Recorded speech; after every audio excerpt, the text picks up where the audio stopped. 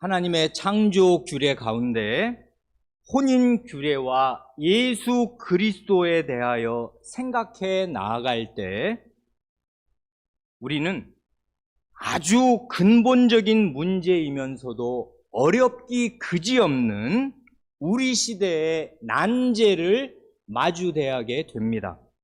그것은 남녀의 차이 또는 남녀 간의 질서와 권위 체계에 대한 것입니다. 이 고전적인 문제가 특히 현대에 들어와서 아주 중요하고 심각한 문제가 되었습니다. 왜냐하면 지난 20세기 초부터 시작해서 특히 지난 몇십 년 사이에 여성 직분자, 곧 여성 목사나 여성 장로를 세우는 교회들이 많이 생겼고, 한 걸음 더 나아가서 동성애를 허용하는 교회도 생겼기 때문입니다. 이 두 가지 문제는 결국 같은 뿌리에서 나온 것입니다. 여성 직분자 문제와 동성애 문제는 근본적으로는 남성과 여성이 어떻게 다른가, 왜 다른가를 규정해 주신 하나님의 창조 규례, 창조 질서에 뿌리를 둔 문제입니다. 그와 동시에 이것은 또한 신약 성경의 말씀, 곧 바울 사도의 교훈을 어떻게 이해하고 받아들일 것인가 하는 문제이기도 합니다. 곧 성경의 권위에 대한 문제이기도 합니다. 동성애는 오래전 까마득한 그 고대 시절부터 있었습니다마는 요즘처럼 동성애자들이 합법적인 권리를 사회 안에 공공연히 주장한 적은 일찍이 없었고, 교회가 동성애를 허용한 일도 전에는 없었습니다.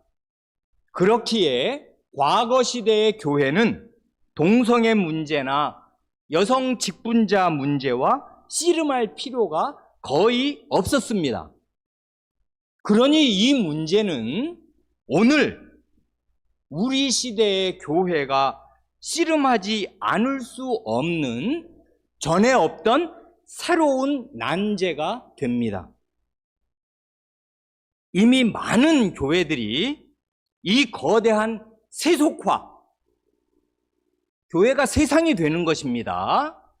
세속화의 물결 속에 초토화되어서 여성 직분자를 받아들였습니다.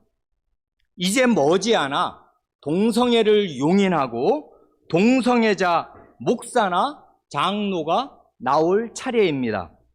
어찌 그런 일이 있으랴 싶겠습니까? 이미 서구의 여러 교회들에서 그 물꼬를 텄고 이건 시간 문제일 뿐입니다. 여성 직분자 문제와 동성애 문제, 이 두 문제는 뿌리가 같기에 그 중에 하나를 허용하면 다른 하나도 허용하지 않을 길이 없습니다.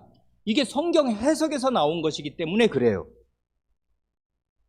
더 무서운 것은 차라리 이 예배당, 교회당이 실제로 무슨 태풍이나 홍수의 피해를 겪었다면은 그게 큰 재난인 줄을 온 교인이 다 알고 복구에 힘을 기울이기라도 할 텐데, 우리나라의 많은 교회들은 이 세속화의 물결이 교회를 휩쓸어도 대다수의 신자들이 그게 뭔지를 제대로 분간할 힘이 없어서 그냥 그러려니, 대세가 그러려니 하고 그걸 그냥 받아들이는 사실입니다.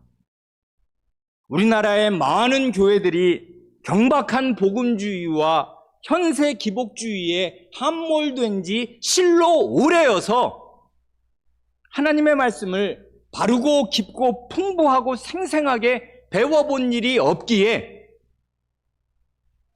이런 것들을 분간할 눈을 가지려야 가질 수 없는 것입니다. 모래 위에 지은 집은 비나 홍수를 견디지 못하고 무너지되 그 무너짐이 심하니라 하신 주님의 말씀이 참입니다. 우리나라 기독교계에 지천으로 있는 여러 참담한 현실은 일일이 언급할 엄두가 안 납니다. 다만 최근에 세계 개혁 진영 안에 일어난 한 가지 가슴 아픈 사례만 말씀드리고 시간이 허락하는 대로 하나님의 말씀을 살펴보려고 합니다. 현재 전 세계 개혁 진영에 속한 교회들의 그 연대 모임 가운데 가장 중요한 모임이 개혁 교회들의 국제회의입니다. 이걸 영어 약자로 압축해서 ICRC라 합니다. International Conference of Reformed Churches의 약자입니다. ICRC.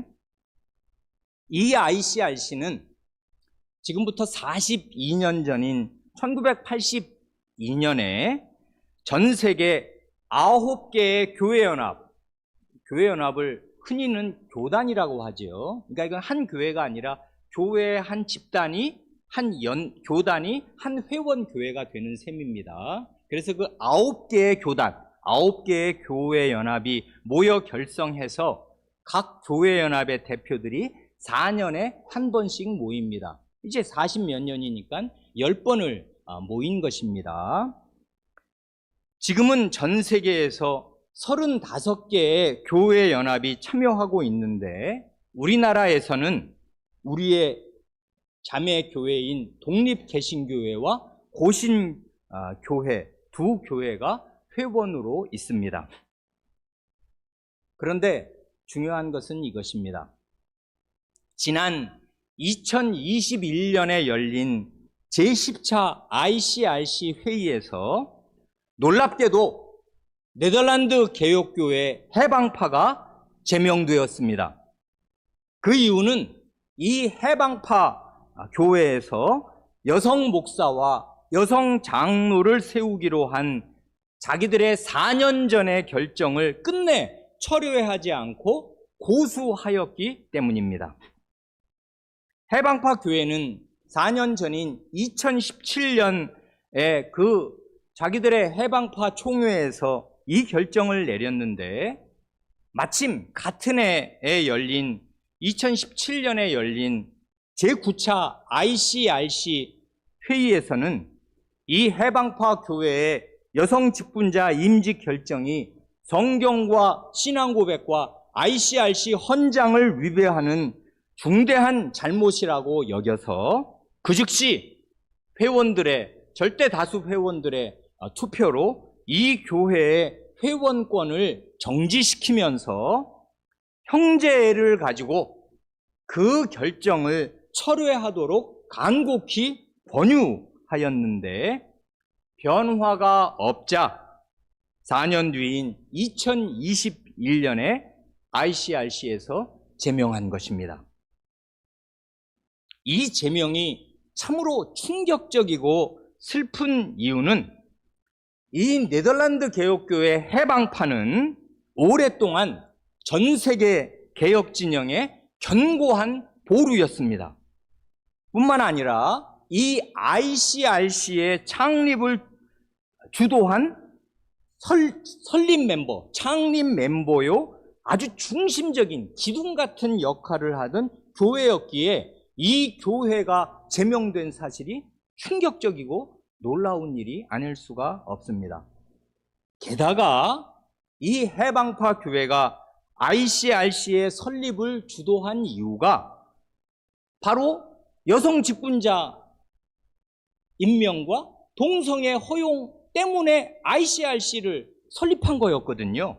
곧 그 이전에 함께 속해 있던 개혁진영의 그 연대 모임이 REC라고 개혁교회들의 협의회가 있었는데 그 협의회에 여러 개혁교회들이 이제 가입을 했는데 네덜란드 개혁교회 해방파도 있고 또 다른 해방파가 아닌 다른 네덜란드 개혁교회도 회원교회로 개혁진영을 함께 이루고 있었는데 이 다른 네덜란드 개혁교회에서 여성 직분자와 동성애를 허용하니까 이게 하나님의 말씀에서 이탈된 것이다 해서 이 해방파가 40여 년 전에 그 개혁진영 협의회에서 탈퇴하고 새로운 개혁교회의 연대 모임을 만든 게 ICRC란 말입니다. 그랬던 교회가 자기들이 40여 년 전에 단호히 거부하고 돌아섰던 그 똑같은 길을, 그 그릇된 길을 이제는 제 발로 걷는 것입니다. 그 해방파 교회의 신학교가 네덜란드 깜펜 신학교이고 우리 교회에 오셔서 여러 차례 설교하여 주신 유해무 박사가 80년대에 7년 그 신학교에서 석사, 박사 공부를 하고 네덜란드 개혁교회 해방파의 교인으로 살았고 그 뒤를 이어서는 김진흥 박사가 또한 그 신학교에서 석사, 박사학위를 다 공부한 분들입니다. 그런데 과거에 이런 분들을 바르게 가르쳤던 그 신학 교수들이 은퇴하고 젊은 교수진으로 교체되면서 신학과 성경 해석이 전과는 아주 달라지게 된 것입니다. 과거에 이 해방파 교회는 실로 경건하고 실력 있는 교회였습니다. 거의 대부분의 신자들이 매일 집에서 가정 예배를 드리고 그 사람들은 그게 일이에요. 아침밥, 점심밥, 저녁밥 이렇게 주로 아침에는 학교 가기 전에 아이들하고 같이 밥 먹고 저녁에는 온 식구가 모여서 밥 먹으니까 밥 먹고 나면 늘 하는 일이 그냥 적당히 치워놓고 성경 펴서 성경 한두 장 읽고 시편 찬송 부르고 가장이나 부모가 함께 기도하고 이런 게 그냥 생활에 배어 있어요.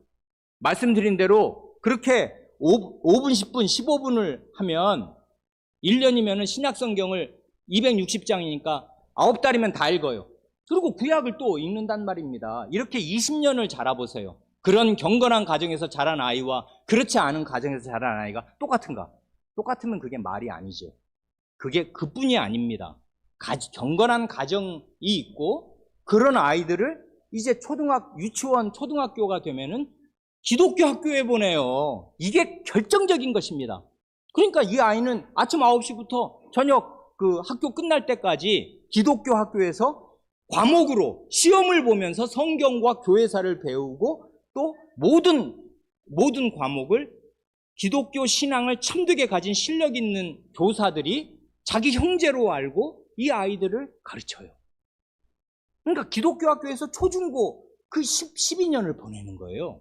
그리고 교회에 오면 교회에서 다시 중고등학교 시절에 5년 동안 1년에 100시간씩 요리문답 공부를 따로 가르쳐요. 500시간. 우리 교회에 비하면 우리 교회는 지금 목사가 겨우 한다는 게 이제 고등학교를 졸업하면 신앙고백 하러 와야 되겠는데요 하고 목사에게 오면 목사가 겨우 데리고 일주일에 2시간 겨우 1년 합하면 몇 시간입니까? 100시간이에요. 100시간. 그 100시간을 그냥 일주일에 2시간씩 우리의 자녀들 고등학교 졸업한 아이들을 성경을 한 번도 안 읽었다는 그런 아이들을 이제 마주대에서 무너지는 가슴으로 그냥 꾸역꾸역 가르칠 뿐인데 이 교회는 그런 교회 아니란 말입니다. 그렇게 가정과 학교와 교회에서 이 안전한 튼튼한 강력한 트라이앵글 안에서 자기 자녀들을 잘 길러 보호한 교회가 이제 이 자녀들이 성년에 이르면 신앙 고백을 받아서 여기까지 온 것입니다. 몇십 년을. 이런 정도의 교회가 이제 시대 앞에 무릎을 꿇었다면은 영적인 근력이 허약하게 이를 데 없는 나머지 교회들은 보나마나 한 것입니다. 더 볼 게 없어요. 그래, 주님의 말씀이 가슴에 사무칩니다. 너희는 이 세대를 본받지 말고, 그때 이 세대를 공간적으로 하면 이 세상이고, 시간적으로 하면 우리 세대, 각 세대에 고유한 시험이 있단 말입니다. 본질은 같지만 양상이 달라져요. 그래서 우리는 전 시대는 전혀 상상도 할 수 없었던 새로운 거대한 문제랑 각 세대는 씨름하지 않을 수 없어요. 그래, 주님의 말씀이 참입니다. 2000년 전에 말씀하셨어도 너희는 이 세대를 본받지 말고 오직 마음을 새롭게 함으로 변화를 받아 하나님의 선하시고 기뻐하시고 온전하신 뜻이 무엇인지 분별하도록 하라 하신 그 로마서 12장 2절 말씀이 참입니다. 우리의 가슴에 오늘 더욱 사무칩니다. 지난 몇십 년 동안 세상은 많은 면에서 정말 엄청나게 변하면서 지금 이 시대, 주님께서 말씀하시는 이 세대, this age, 이 세대를 형성하였습니다. 그런데 아마도 지난 50년의 변화가 그 이전 500년의 변화보다 훨씬 클 것입니다.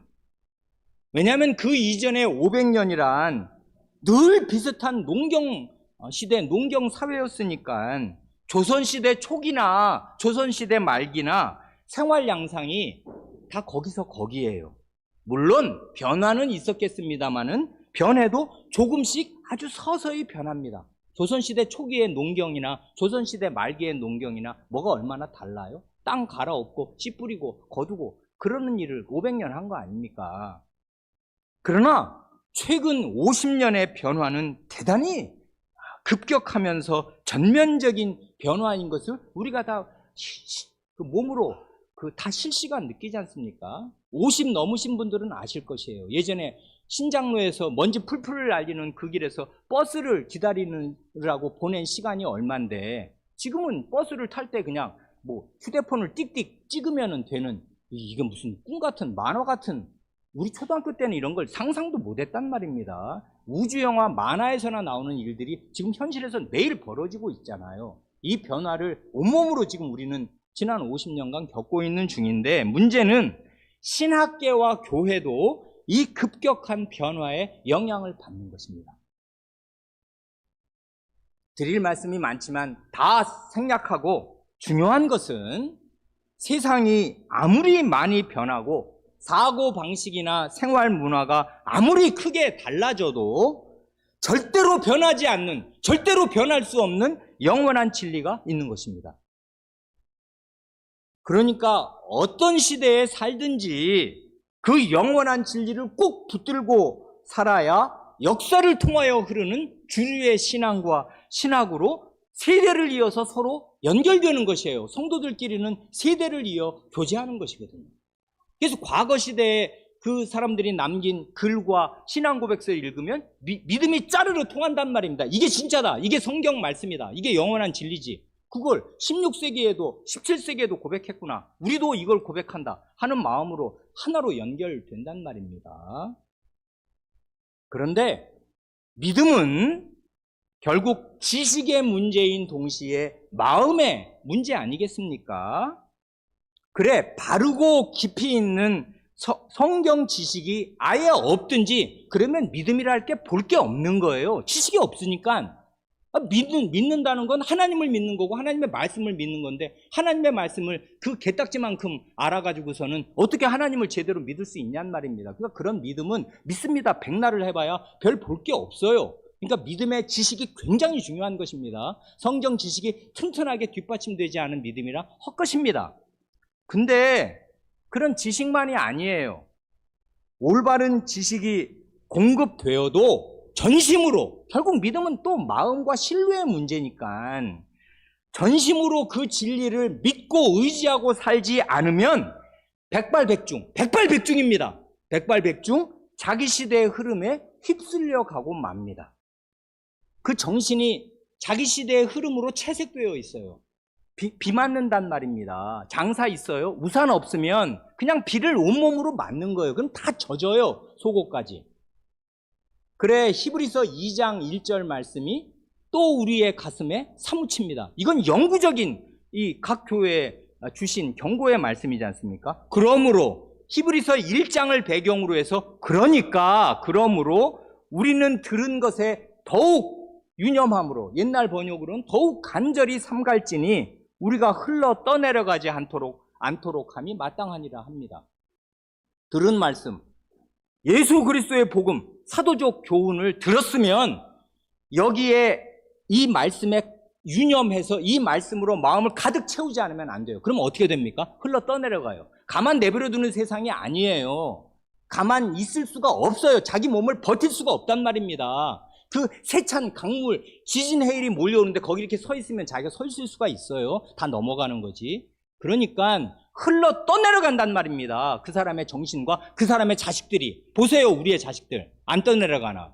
떠내려간단 말입니다. 이 세상의 아이들, 이 세상이 그냥 해일이 불면 이 아이들을 다 데리고 가버려요. 그 한번 해일이 지나가고 나면 얘네들이 또 없어졌네, 이렇게 된단 말입니다. 이게 우리의 교회들이 지금 다 겪는 현실이잖아요. 아이들의 대학생쯤 되면 교회에서 안 보여요. 안 보이지. 더 이상 부모 말 듣고 교회 오는 나이가 지났단 말입니다.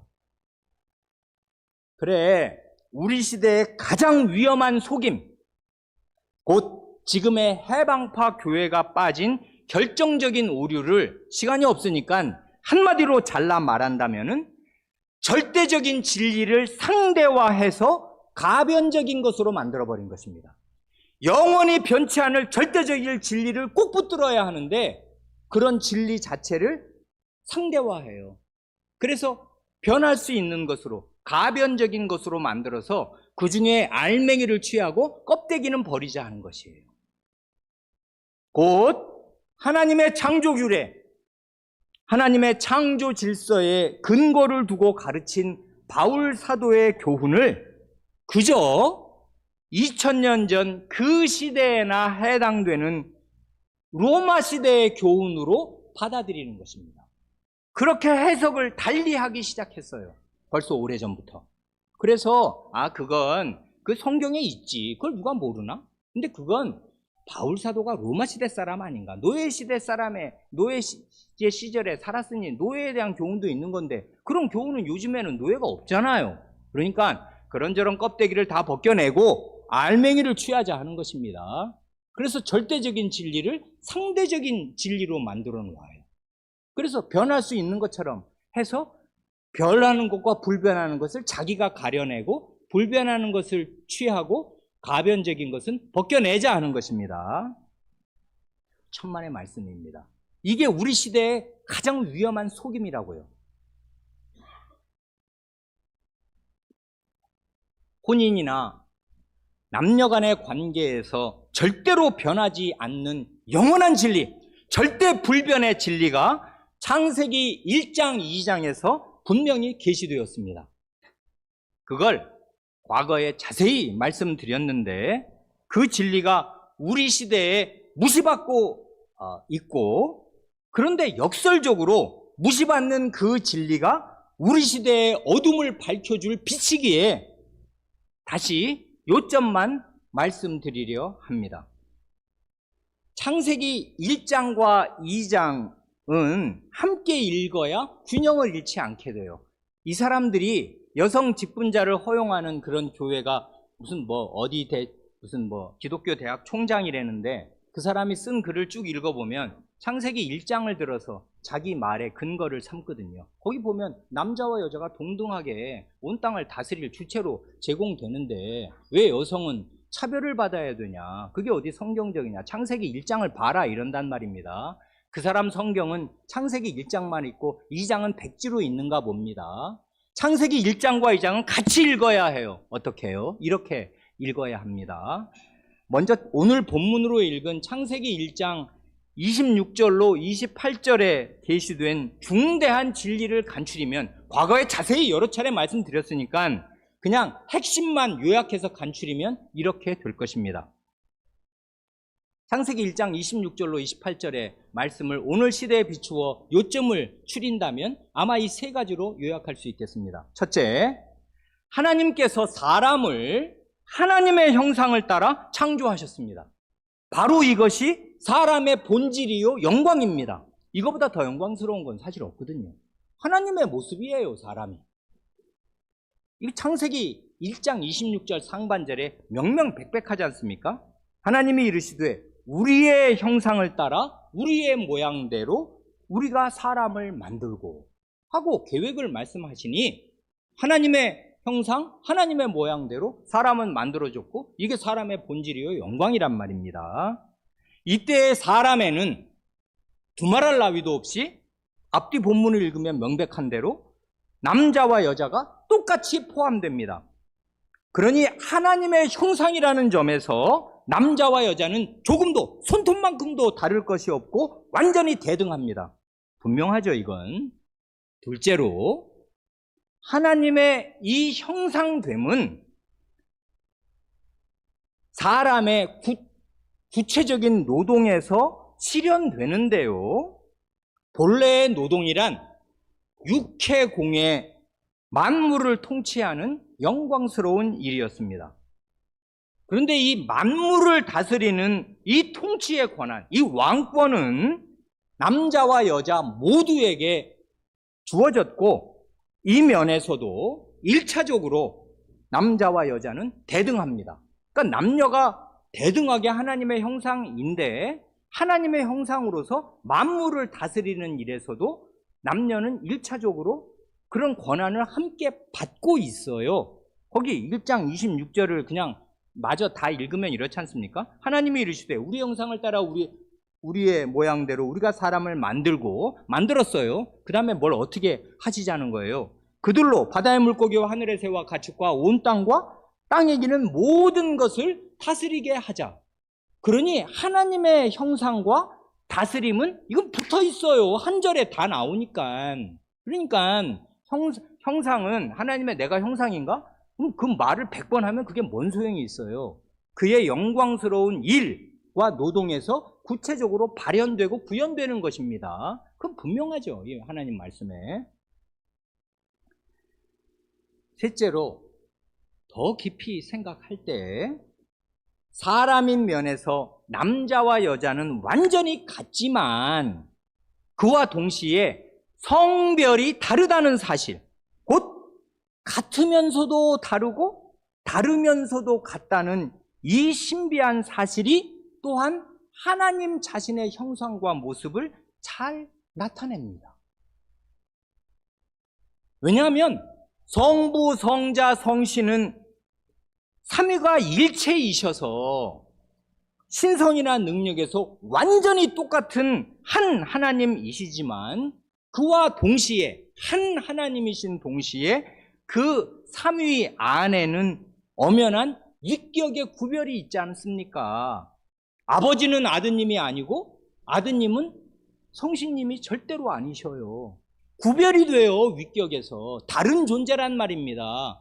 다른 존재인데 한 하나님이고 한 분인데 세 분이고 세 분인데 한 분이셔. 이건 영원한 신비 아니에요. 이게 하나님의 본질이란 말입니다. 삼위일체. 요컨대 같은 사람인데 같은 사람이 남자와 여자로 구별되게 존재한다는 이 사실 자체가 하나님의 형상의 아주 중요한 측면이 됩니다. 1장 27절에 박혀 있잖아요. 뭘 하셔요? 두 번을 말씀하셔요, 형상을. 하나님이 자기 형상, 곧 하나님의 형상대로 사람을 창조하시되. 그러니까 사람이 하나님의 형상이야. 이걸 부인하면 성경을 아예 진도를 나갈 수가 없는 거지요. 그런데 하나님의 형상이면 뭐 어떻게 되는데? 남자와 여자를 창조하신 거예요. 남자와 여자로 지음받은 성별의 구별, 젠더의 구별이 이게 하나님의 형상의 아주 중요한 측면이란 말입니다.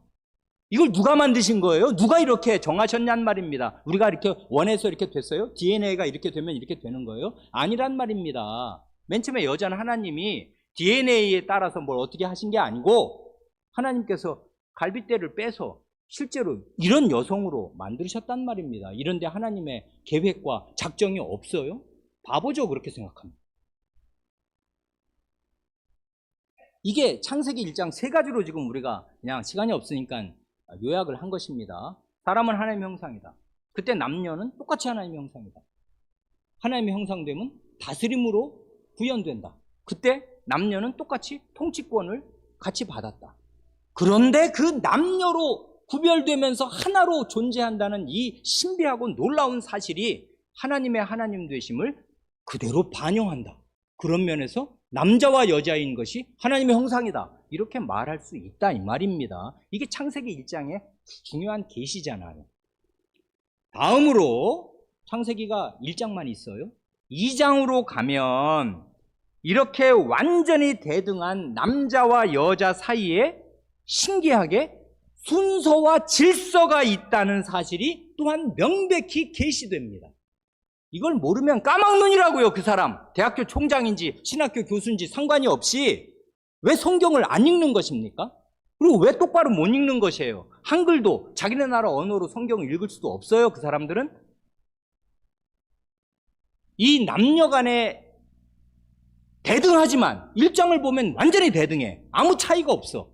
그런데 2장으로 오면 순서가 있고 질서가 있어요.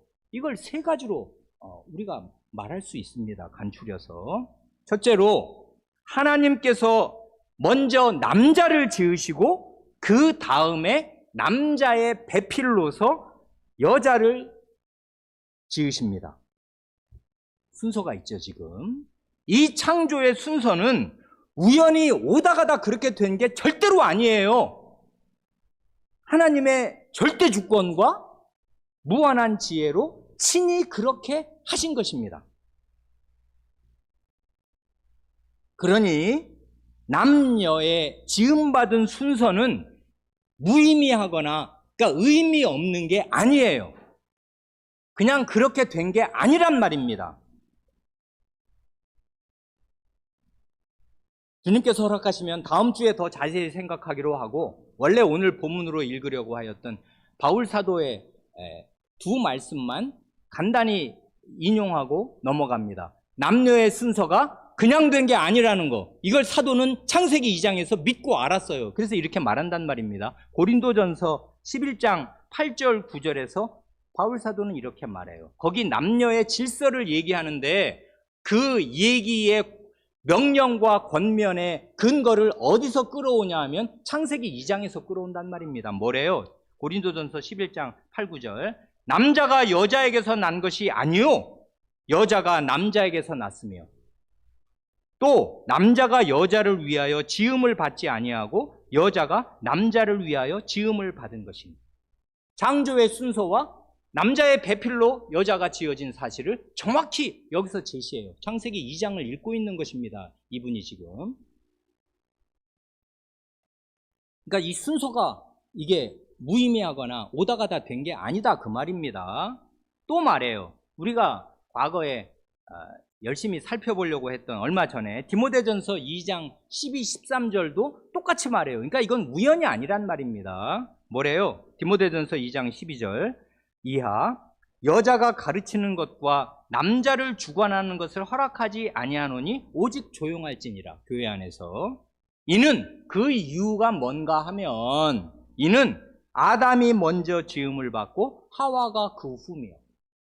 이건 창조받은 순서를 가지고서 이 순서가 의미가 없는 게 아니고 교회 안에서 여성이 입을 다물고 있어야 할 이유가 된다. 왜? 남자가 지음 받았잖아. 남자가 머리잖아. 그러니 몸은 머리의 말을 듣는 것이고 몸이 말하는 게 아니다 하고 지금 말하는데 그렇게 뭐 어디서 그런 얘기를 해? 지금 이 시대가 어느 때인데 라고 말한다면 창조 때 타락 전에 하나님이 그렇게 사람을 지으셨어 하고 창세기 2장에서 이 얘기를 끌어낸다 이 말입니다.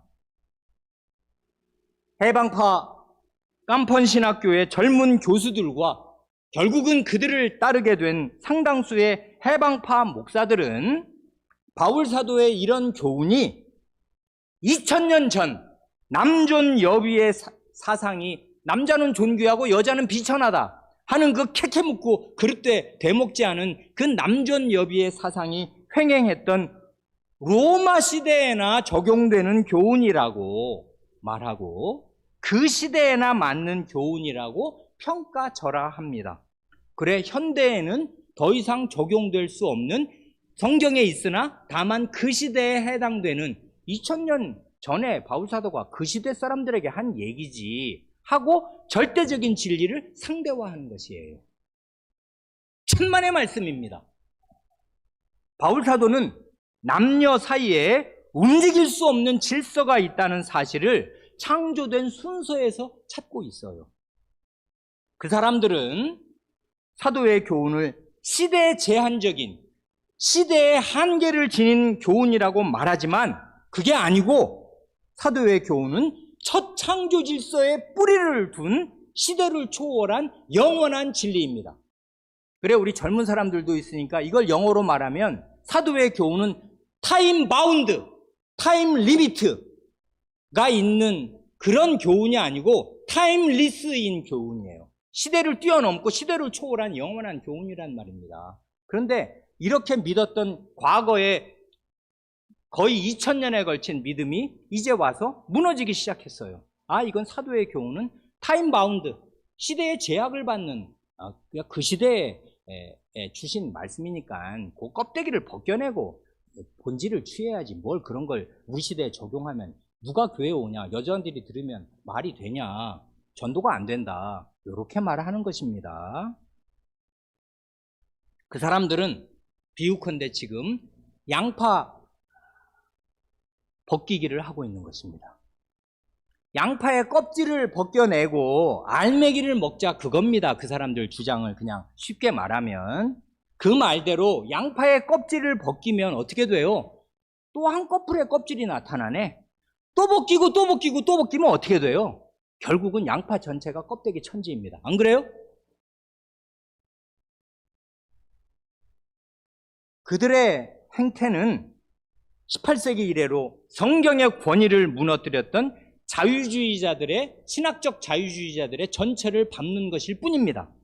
자유주의자들은 그때 한 말이 이거거든요.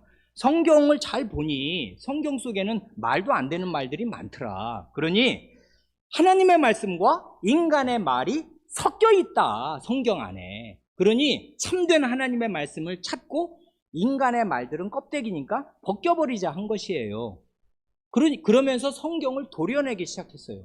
근데 웃기는 게 뭐냐면 어떤 대학자가 요거 진짜 말씀이고 요거는 그 시대적인 제약을 가진 인간의 말이야 하고 뭘 벗겨냈는데, 딴 학자가 보면 그 사람도 자유주의자인데 아닌데 내가 보기엔 이게 진짜고 이게 가짜구만. 사람마다 색깔이 다르네. 사람마다 이 구절 저 구절에 대한 판단이 다르네. 그래서 결국은 그 사람들이 결국은 그렇게 200년을 하고 난 끝에 한 결과는 뭐냐면 성경을 난도질해서 다 해체시켜 놓았어요. 성경의 권위가 땅바닥에 가라앉았고 성경을 더 이상 하나님 자신의 말씀, 동정녀 탄생, 그런 건 다 껍데기지. 처녀가 어떻게 애 낳냐, 그런 걸 믿으면 그게 현대 과학을 모르는 거고, 이게 남녀의 수정도 모르면 그게 말이냐 하면서 그런 걸 다 벗겨냈어요. 껍데기라고. 양파 껍데기인 줄 알았습니다. 다 벗겨냈더니 어떻게 됐어요? 성경을 안 믿는 사람들이 된 것입니다. 성경은 도덕 교훈집일 뿐이에요. 하나님의 권위 있는 말씀이 안 되게 됐어요. 왜냐하면 이게 성경인지 하나님의 말씀인지 아닌지를 궁극적으로 판단하는 주체가 사람이니까. 내가 하나님 위에 있어서 이게 하나님 말씀이 아니냐를 내가 하나님 머리 꼭대기에 앉아서 판단을 해야 돼. 이게 자유주의자들의 강길입니다. 이 사람들이 똑같은 일을 하고 있어요. 본질이 똑같단 말입니다. 그러니까 역사는 반복되는 거예요. 과거 역사에서 배우지 못하면 미래가 없는 것입니다. 과거를 모르면 미래를 몰라요. 미래가 없어요. 이 사람들은 지금 양파껍 벗기기를 하는데, 지난주에 우리가 본 에베소서 5장의 아내들에 대한 교훈의 핵심을 한마디로, 한 단어로 하면 뭐예요? 복종하라, 그거거든요. 복종하라, 아내들은 남편에게. 이게 사도의 명령이에요. 그런데 로마 시대 때나 그때는 완전 남존여비니까 아내가 남편에게 복종하라고 얘기하는 거지. 현대에 그 얘기를 하면 현대 여성이 그게 말이라고 듣겠냐, 전도가 안 된다 이러면서 이걸 양파 껍데기로 생각하는 거예요. 천만의 말씀입니다. 창조 질서에 뿌리를 둔 영원한 진리란 말입니다. 복종해야 해요. 아내들은 복종하기 싫으면 결혼하지 말아야 합니다. 혼자 살면 되잖아요. 그럼 자기 위에 없어. 성인이 되면 자기 위에 아무도 없잖아요. 혼자 살면 돼요. 결혼하고 싶습니까? 남편에게 복종해야 해요. 근데 이거를, 그런 복종이라는 말은 로마 시대의 관습이었다 이런단 말입니다. 양파 껍데기로 만들어놔, 성경 말씀을. 이게 따지고 보면 캐캐 묵은 수법입니다. 캐캐 묵은 수작이라고요. 하나님의 말씀을 똑바로 읽지 않은. 근데 문제는 그런 교회가, 그렇게 실력 있던 교회가 그렇게 되더라, 그것입니다. 창세기 2장에서 가르치는 교훈을 두 가지만 간략하게 더 말씀드리고 말씀을 마칩니다. 첫째로, 그러니까 창세기 2장을 보면, 1장을 보면 그냥 남자와 여자를 동시에 만드신 것처럼 보여서 시순이 안 느껴지는데, 그냥 말의 순서만 남자와 여자, 그러니까 남자가 앞에 나올 뿐이지만 함께 읽게 되잖아요. 2장으로 오면 그게 전혀 아니에요. 그러니까 2장에는 남녀의 지으신 순서가 명백하게 거기 들어있다는 거, 이게 의미가 없는 게 아니라는 거를 바울 사도는 간추했고, 이 창조 질서의 바탕으로 교훈했다는 거, 그걸 첫째로 말씀드렸고, 둘째로는 말이에요, 아까 하나님 형상에 남녀는 형상이다, 오케이. 그 다음에 다스리는 권세를 같이 위임받았다, 오케이. 그런데 그 다스림의 권세가 어떻게 실제로 발휘돼요?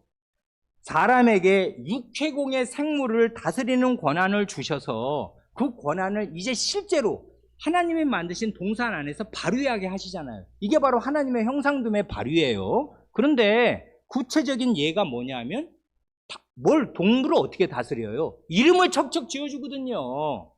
아담으로 하여금 각종 들짐승과 새의 이름을 짓게 하시는 데에서 그의 만물에 대한 통치권이 유감없이 발휘되는데, 이게 하나님의 위임받은 권세인 걸 그림처럼 멋있게 보여줘요. 하나님이 동물들을 데리고 오시네요. 자신이 지으신 창조하신 동물들을 아담에게로 이끌고 와서, 야, 네가 이름을 지어라 하고, 이름을 어떻게 짓나 가만히 하나님은 옆에서 지켜보셔요. 이러니 하나님의 무한한 창조주의 위엄이 딱 뒤에 뒷받침되는 가운데 아담이 자기 앞에 하나님이 이끌고 오신 짐승들의, 새들의 이름을 척척척 지어준단 말입니다. 이게 왕권의 발휘잖아요. 형상의 발휘. 그래, 그게 창세기 2장 19, 20절에 아주 분명히 나타나 있는데, 아주 중요한 사실이 있지 않습니까? 그렇게 동물들의 이름을 지은 아담이 이번에는 누구의 이름을 짓는 거예요? 자기 아내의 이름을 지어요. 창세기 2장 23절.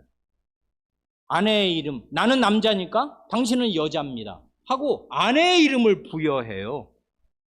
이름을 지어준다는 거, 부모나 이름을 짓는 거잖아요. 창조주나 원래 이름을 짓는 거거든요. 그리고 우리 부모는 창조주가 아니지만 내가 낳았지 않습니까? 내 자식 내가 이름을 지을 권한이 있고, 아무도 그 권한을 누구도 부인하지 않잖아요. 그런데 아담이 뭐라고 아내의 이름을 짓는 것입니까? 아담은 다스리는 위치에 있는 것이에요. 이걸 명백히 구약 성경을 읽으면 이름을 누가 짓나 그런 걸 모를 수가 없거든요. 근데 아담이 자기 아내의 이름을 지어요. 그리고 이런 남편의 다스리는 위치는 심지어 타락 이후에도 그대로 유지됩니다. 첫 창조 질서가 유지되는 한에는 이 남편과 아내의 그 질서가 절대로 뒤바뀔 일이 없어요. 왜 그러냐면 창세기 3장 16절에 하나님께서 오늘 우리가 본문으로 읽은 거, 범죄한 여자에게 하신 말씀이 그거거든요. 너는 남편을 원하고, 이 원한다는 말 예전에 자세히 설명드렸습니다. 너는 네가 남편을 타락시켰을 때 했던 것처럼, 그때는 네가 네 집안의 가장 아니었냐? 그 남편을 네 꼬붕으로 부렸지 않냐? 야, 내가 먹었어, 너도 먹어. 이렇게 해서 너도 타락하고 남편도 타락시켰지만, 그런 타락을 일으킨 너의 그 내주장하려는, 내주장이라는 한자어 아시죠? 아내가 남편을 휘어잡는 거, 너의 내주장하려는 소원, 남편을 좌지우지하려는 소원이 내게 있겠지만 안 되고, 그래서 타락이 왔지 않냐? 남편이 너를 다스릴 것이니라. 하나님이 역전된 질서를 바로잡아 주셨어요. 타락 직후에. 물론 그 뒤는 둘 다 타락한 사람인 관계로 이 남편의 지배라는 게 때때로 폭력적이고 선을 넘어도 한참 넘고 형편무인지경의 짐승 같은 그런 지배가 되는 것을 우리가 다 알아요. 가부장제는 오염되었습니다. 성경 원래 정하신 데에서 한참 궤도를 벗어났어요. 그렇지만 원래의 가부장제로 하나님이 정해주신 원래의 질서는 살아있는 것이에요. 그건 캐캐 묵은 게 아니에요. 여기에 타락 이후에도 남편은 너를 다스릴 것이니라 하나님이 명징하게 말씀하셨단 말입니다. 그리고 나서 3장 20절에 보면은 이 다스림이 또 한 번 구현되지 않습니까? 아담이 그의 아내의 이름을 하와라 하였으니 그는 모든 산자의 어머니가 되니라.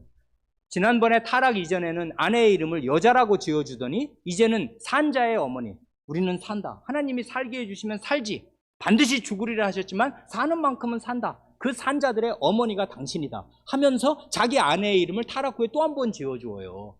그러니까 타락 전과 타락 이후에 아담의 다스리는 위치, 그러니까 원래 이 세상 만물과 온 땅을 대상으로 할 때는 남녀가 똑같이 왕된 위치에 있어요. 그게 창세기 1장이죠. 그러나 그 똑같은 왕된 위치에 있는 부부, 남자와 여자의 관계를 보면 순서가 있고 질서가 있는데 한 사람은 다스리고 한 사람은 그 다스림을 받아요. 이런 걸 비참한 언어로 무식하게 표현하면 지배와 피지배의 관계가 있는 것이에요. 없지 않습니다. 질서가 있고 다스림받는 관계가 있어요. 이걸 하나님이 못 박아 놓으셨단 말입니다. 이걸 이제 인정하지 않게 된 거예요. 셋째로 또 하나의 아주 결정적인 증거가 2장에 있지 않습니까? 하나님께서는 아담과 그 아내의 목숨뿐만 아니라 온 인류의 사활이 걸린, 아니 전 우주에 영향을 미칠 그러니까 온 땅에 저주가 임하기도 할 그 중대한 선악을 알게 하는 나무의 열매를 먹지 말라 하는 그 중요한 금령의 말씀을 여자를 지으시기 전에 남자에게만 하신 것입니다. 아내는 남자의 입에서, 남편의 입에서 그 중대한 말씀을, 사활이 걸린 말씀을 듣는 수밖에 없었어요. 이걸 다 종합하면 하나님께서 친히 정하신 창조 질서를 따르면 남편은 아내를 다스리는 왕 같은 존재예요. 아내에게 하나님의 말씀을 전해 주어야 할 예언자 같은 존재입니다. 직분자예요. 남편의 역할은 큰 것이고 중요한 것이고 막중한 것이에요. 그런 위치에 두셨어요. 이걸 원해서 받은 게 아니에요. 남편이라고 무슨 껄쩍댈 것이 없어요. 이 책임의 위중함을 알면 그는 하나님 앞에 꿇어 엎드려 힘을 구할 것입니다. 이건 보통 일이 아니거든. 근현대의 비극은 이것입니다. 근대에 들어와서 진화론에 함몰된 인류는 사람과 짐승인 원숭이가 어떻게 다른지를 끝내 알 수 없게 되었습니다. 사람의 조상이 원숭이라 하니까 다 원숭이의 자식들이에요. 그리고 현대에 들어와서는 급기야 남자와 여자가 어떻게 다른지를 알 수 없게 되었습니다. 성별을 뒤바꾸기도 하고 남녀의 차이가 무시됐어요. 하나님의 말씀을 떠나면 사람이 눈먼 장님이 되어서 사람과 짐승의 차이를 모르고 남자와 여자의 차이를 모르게 되는 것이에요.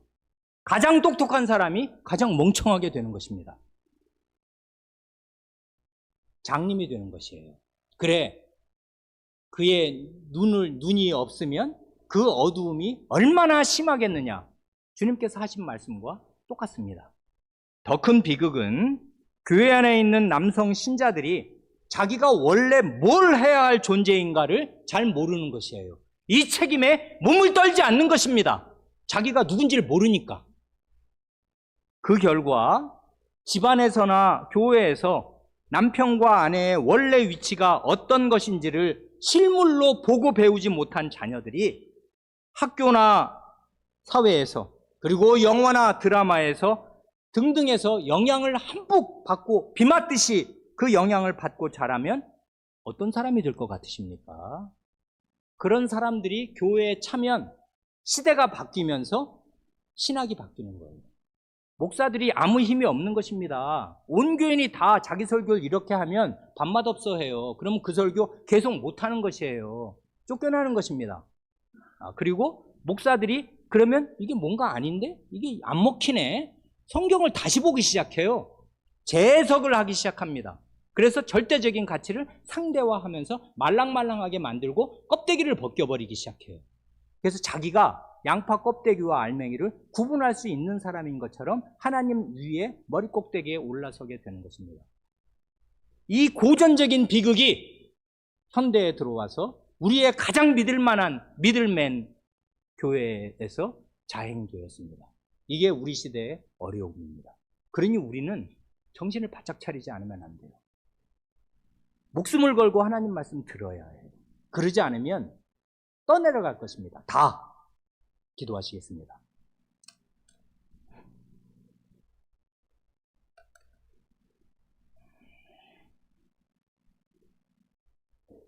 하나님 아버지,